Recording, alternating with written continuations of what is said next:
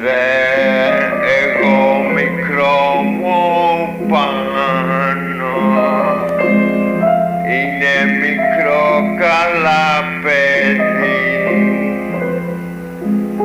Ρε, μικρό μου πάνω, είναι πιο καλά μάνο. Ρε, μικρό μου πάνω, κόψε ψωμί. Και γιατί, παπά μου, πας ξύλο, μικρό μου πάνω, και όλα πάνω τρώει ψωμί. Και το μικρό πάνω κόψε και κλέβει ψωμί. Γιατί,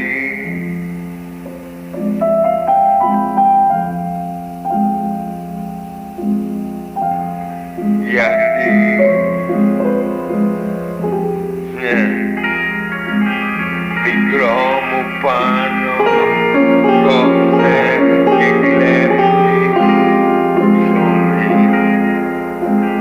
Και γιατί να φας ξύλο, ρε, γιατί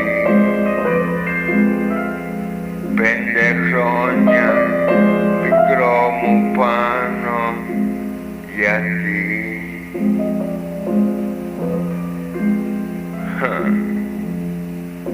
και το κλέφτο και το κόψε ψωμί. Και όλα πάνω μαμά μου πάμε ψωμί. Ναι, πάνω 5 χρόνια κόψε και πας ξύλο στο ψωμί. Γιατί,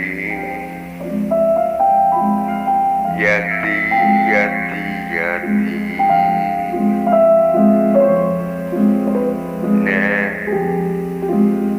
κόψε και το φάμε ψωμί.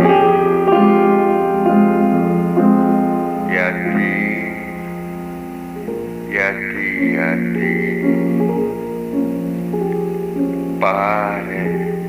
πάρε Παναγία μου, γιατί